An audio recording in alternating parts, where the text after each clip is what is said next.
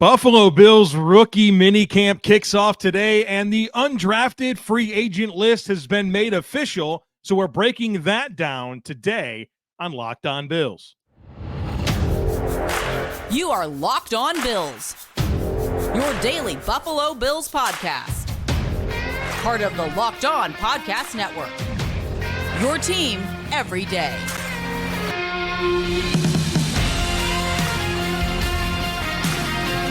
What's up, Bills Mafia? It's Joe Marino, author of Go Bills and Buffalo's Run, also the co-host of the Locked On NFL Scouting Podcast, and I'm your host of Locked On Bills. I want to thank you for making Locked On Bills your first listen every day, and a big welcome and shout out to our everydayers. You know who you are. Those of you who never miss a single episode, I appreciate y'all being here very, very much. I'd also like to invite you to subscribe or follow for free on YouTube or wherever you listen to podcasts. We're part of the Locked On Podcast Network, your team every day. Well, folks, welcome in. The Bills are conducting their rookie mini camp over the next couple of days. And with that, we finally get the official list of undrafted free agents for the Buffalo Bills in 2024. So my objective is to tell you about those players. There are 12 of them, so we will briefly touch on each and every one of them. But I do want to start by acknowledging how competitive the undrafted free agent market is. Every year, teams are trying to recruit players that don't get drafted to be a member of their team. And those players have options, and they want to sign with the team that gives them the best opportunity to make the roster, or at a minimum, be on the practice squad and have a good chance of becoming a thing for that team. And this draft class was pretty unique in that it was plenty loaded with top-end talent, but the depth of the talent really didn't exist. You will hear a lot of people say that in the 5th, 6th round, you are already into your undrafted free agents in this particular class. And so I say that to point out that the depth of this class wasn't really there. And so therefore it impacts the quality of the undrafted free agents. I do believe that this is probably one of the weakest crops of undrafted free agents, not just for the Bills, but across the entire NFL. Usually there's a lot more players where you're like, man, I can't believe these guys didn't get drafted. And that really wasn't the case this year. Now, another thing that helps you as a team in being attractive to undrafted free agents is not only, of course, what your roster looks like and their belief that they can make the roster, but what you can say about other undrafted free agents in recent years and their opportunities with your team. And I think the Bills have a pretty good story to tell there, where several undrafted free agents have become members of this roster, whether that's Reggie Gilliam, Quentin Morris, Ryan Vandemark, and Alec Anderson as recent examples, Jamarcus Ingram, Cam Lewis.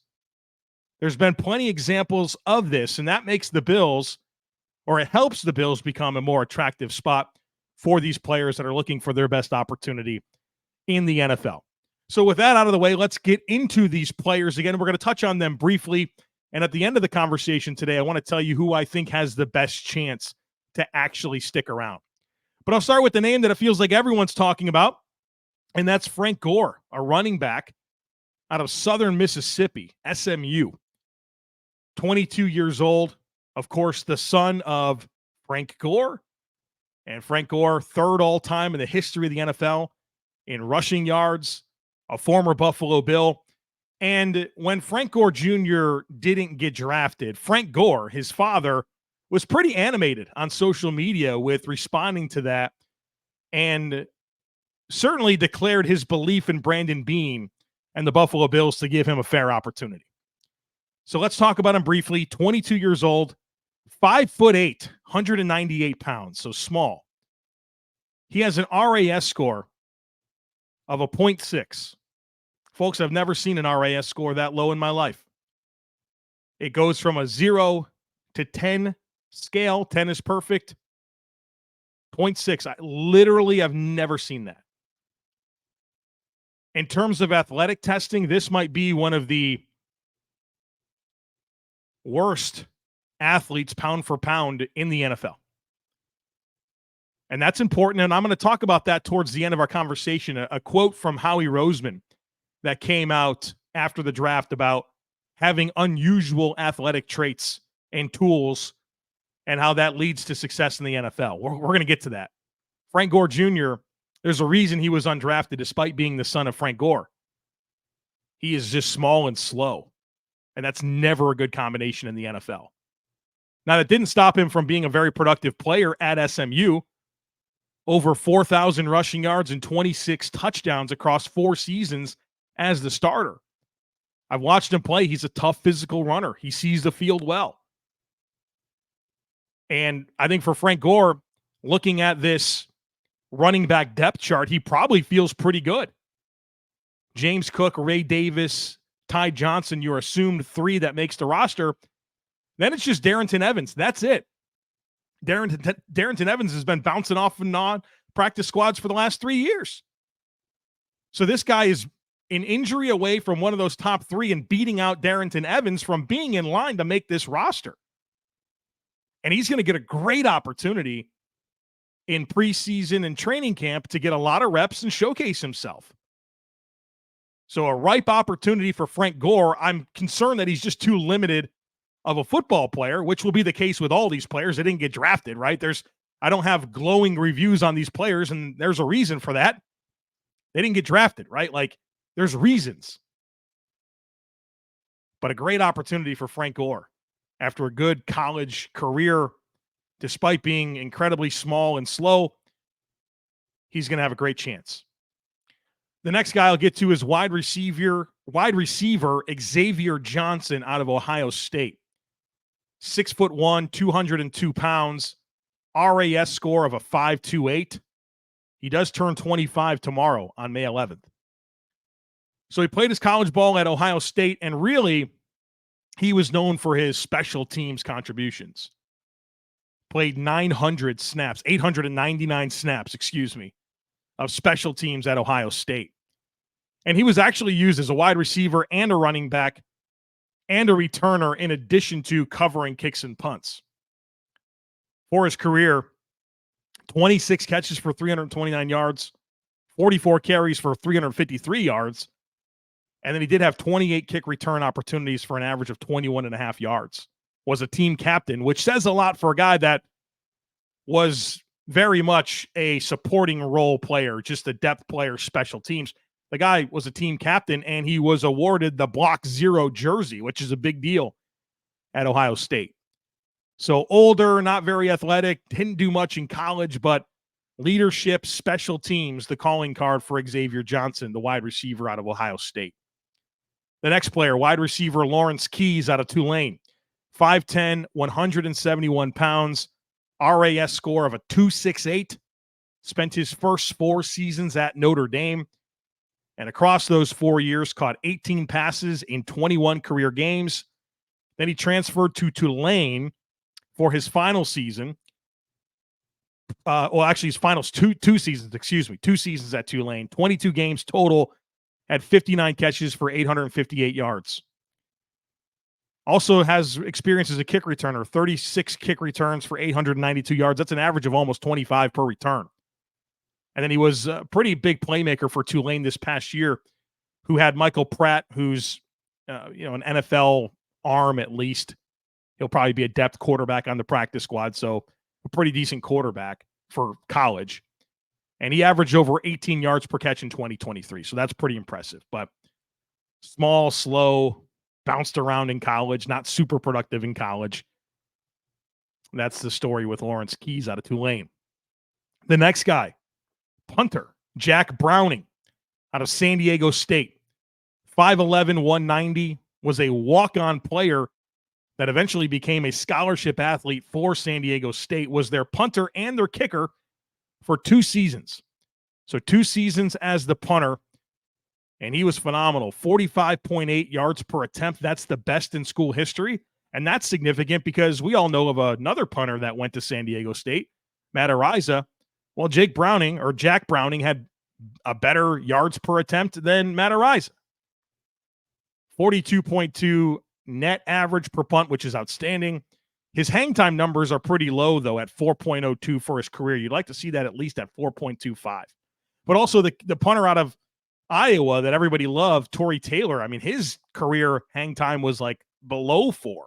So I don't know what's going on with these hang time and these college punters, but those are pretty low. He also was the place kicker. The Bills are labeling him as a punter, so I'm not sure he's going to have a chance to really be a place kicker in the NFL. And 2 seasons at San Diego State, 35 of 47. He was 4 of 6 from beyond 50 yards, and he also hit a 61-yard field goal in 2023, which I think is the conference record for San Diego State. So the Bills adding even more competition at punter. The Bills now have 3 punters on the 90-man roster. Hint, hint, wink, wink, when we get a chance to talk about who can stick here towards the end of our conversation today. All right, the Bills added 3 offensive linemen, a bunch of defensive linemen, a couple of corners. So we're going to get into them here in just a moment. So be sure to stick with me. Let's get straight to the point. You want to grow your portfolio to deal with the rising costs of inflation, to pay off your debt or pay off your mortgage, pretty much anything standing in the way of you and financial freedom, right? With Yahoo Finance, you can get access to the news, data, and tools that you need in order to reach that financial freedom. For more than 25 years, Yahoo Finance has been the brand behind every great investor. Whether you're a seasoned investor or you're looking for that extra guidance, Yahoo Finance gives you all the tools and data you need in one place. They are the #1 finance destination, producing a holistic look at the financial news cycle, including breaking news, original editorial perspectives, analyst ratings, independent research, customizable charts, and so much more. With a community of over 90 million users each month, their real strength is helping you on your way to financial success. For comprehensive financial news and analysis, visit the brand behind every great investor, yahoofinance.com, the #1 financial destination, yahoofinance.com. That's yahoofinance.com. Passion, drive, and patience, the formula for winning championships, is also what keeps your ride or die alive. eBay Motors has everything you need to maintain your vehicle and level it up to peak performance. Superchargers, roof racks, exhaust kits, LED headlights, and more. Whether you're into speed, power, or style, eBay Motors has you covered. With over 122 million parts for your #1 ride or die, you'll always find exactly what you're looking for. And with eBay Guaranteed Fit, your part is guaranteed to fit your ride every time or your money back, because with eBay Motors, you're burning rubber and not cash. With all the parts you need at the prices you want, it's easy to make your car the MVP and bring home huge wins. Keep your ride or die alive at ebaymotors.com. Eligible items only. Exclusions apply. See eBay Guaranteed Fit, and it's only available to U.S. customers. All right, let's keep talking about these UDFAs for the Buffalo Bills in 2024. The next one has one heck of a name. Keaton Bills. The guy's last name is Bills. Incredible, right? Like, that's a jersey you should just get. An actual Bills jersey. Wow, what a great joke that was, right? All right, so Keaton Bills, offensive lineman, Utah. He's an older prospect. I couldn't find his date of birth. I was pretty hit or miss on getting date of births on these players. Most of them are older. I'd imagine Keaton Bills is very old. He was part of the 2016 high school recruiting class, and he spent 2016, 2017, and 2018 on a mission trip to Honduras before playing 5 seasons at Utah. I would guess he's 25 or 26 years old. 6'4", 324 pounds, 32.5-inch arms. That tells you he's going to be an interior player. Usually you need 33-plus inch arms to play tackle. So this is probably an interior offensive lineman. RAS score of a 5.57, was a 38-game starter at Utah, all at left guard, was a team captain, and of course a college teammate of Dalton Kincaid and Cole Bishop. I know a lot of people thought Keaton Bills was a draftable player, and so that probably helps him. But obviously, you're really kind of concerned with, all right, how old is this guy and how much ceiling does he represent? I think he'll get a chance to showcase himself to do that, of course, in rookie camp, OTAs, and training camp. Another offensive lineman, Gunnar Britton out of Auburn. 6'6", 304 pounds, 34 3/8 on the arm length. RAS score of a 7.36. So this is one of the more athletically gifted players that the Bills have found through undrafted free agency. Spent 4 years at Western Kentucky, and he finally started in his 4th season there in 2022. Then he transferred to Auburn in 2023 and started for the entire season. He's played a fair amount of snaps at 3 different positions throughout his college career. This is the snap distribution. 831 snaps at left tackle, 718 at left guard, 534 at right tackle. So athleticism, good length, and of course some positional flexibility, at least based on what he's done at the college level. Another offensive lineman, Mike Edwards out of Campbell, the Campbell Camels here in North Carolina. He's 25 years old. He turns 26 in November. This is a massive dude. 6'5", 363 pounds, 35-inch arms, RAS score of a 6.2. Had plenty of opportunity coming out of high school. I think he chose Wake Forest over like NC State and some other bigger schools. And then he was medically disqualified at Wake Forest. He winds up getting a second opinion. He gets cleared, and then he goes to Campbell, where he's a 20-game starter at left tackle. The name of the game for Mike Edwards is power. Super powerful player, which you would expect for how big he is and playing at the FCS level. But also pretty good movement skills for a guy that's 363 pounds. Again, older prospect, we'll see. But size and athleticism, for sure, are part of the equation with Mike Edwards. The next player, and I am not going to say this person's last name correctly, and I'm sorry about that.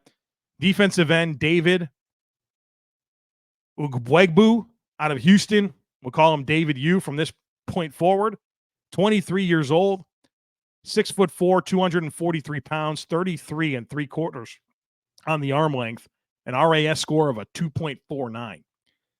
He played 4 seasons at Oklahoma, and then he played his last year in college at Houston.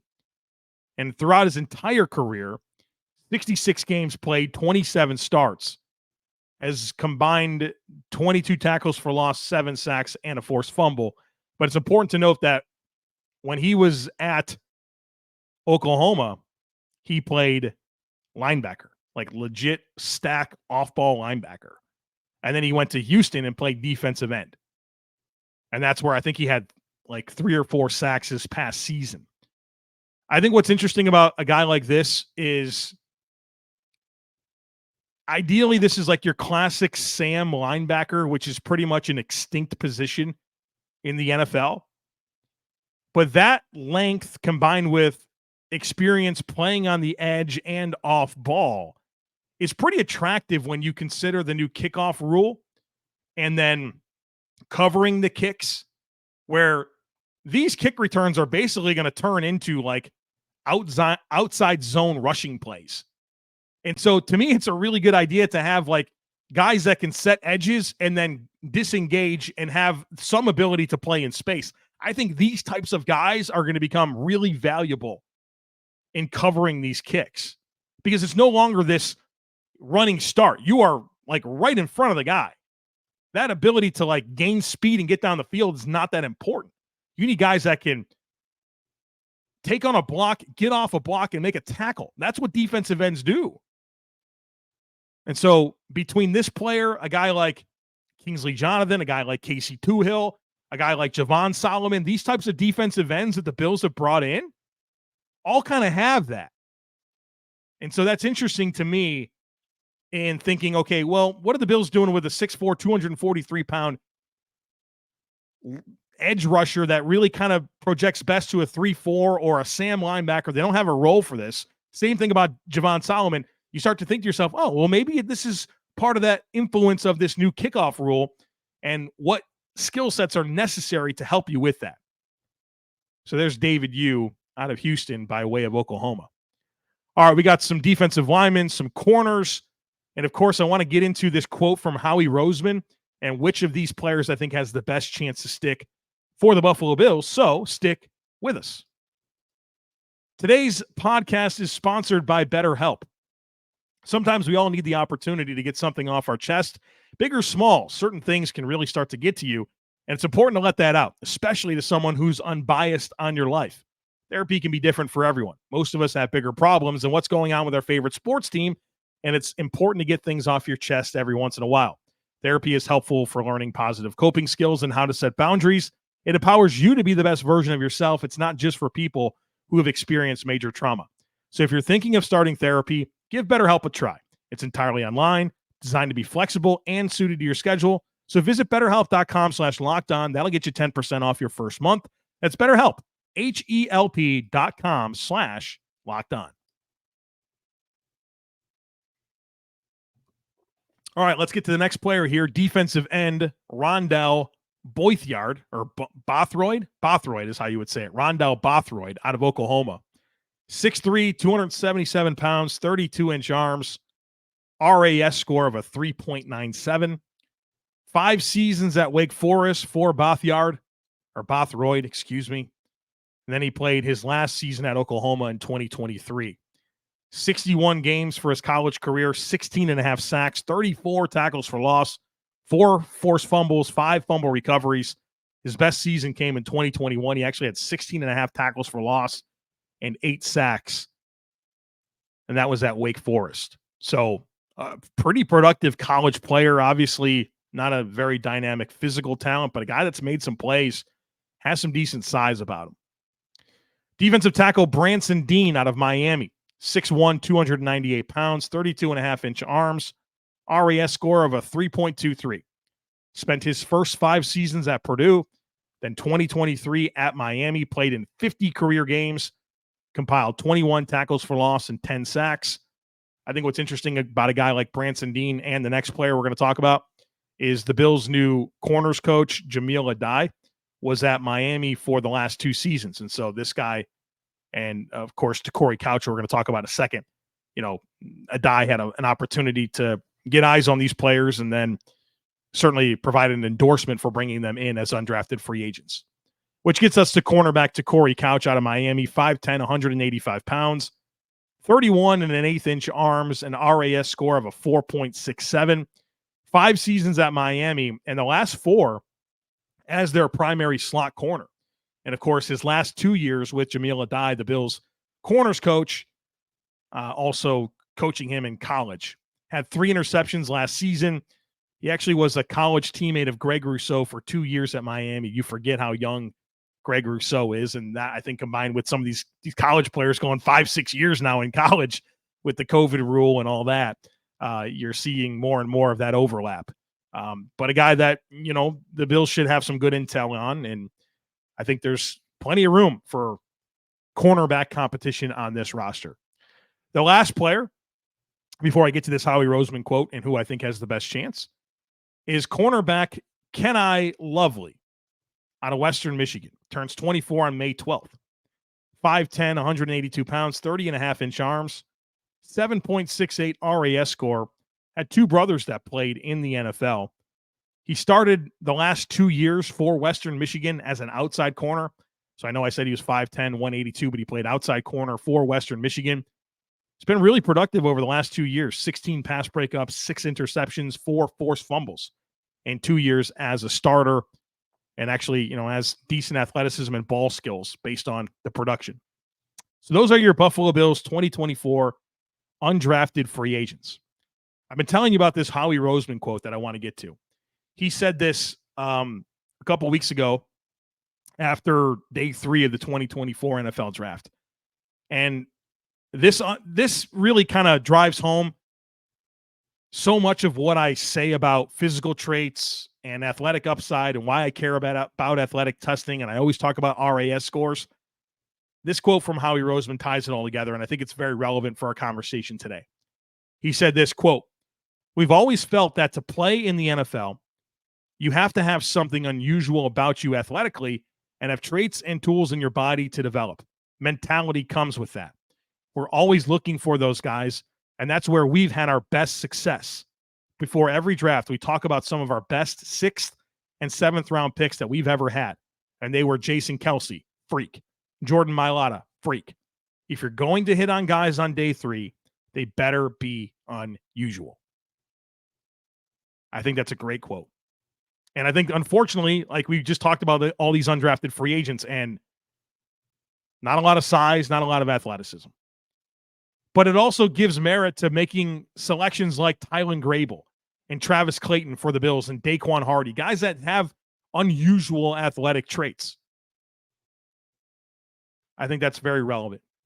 So who do I think has the best chance to make, I don't want to say make the roster, but make a case, position themselves for a practice squad role, all of that? I think there's 5 that somewhat makes me perk up when I consider them. The first one being Jack Browning out of San Diego State, the punter. Now, here's the complicating factor with this. The Bills have already guaranteed Sam Martin's 2024 salary. Like, they could have cut him earlier in the season, saved $1.5 million, and they let that expire. And so it's a pretty clear signal to me that Sam Martin's going to be the punter, or else, like, why would you allow that salary to become guaranteed? That doesn't make sense to me if he's not going to be. But the Bills have added legit competition at punter. Last year, they had 0 competition for either Bass or Sam Martin. This year, they have 2 players in Matt Hawk and Jack Browning in the mix. Says something to me, at least. That's a lot of competition. That's more competition than I've ever seen the Bills have. Usually it's 1 or 2 punters. 3 says something.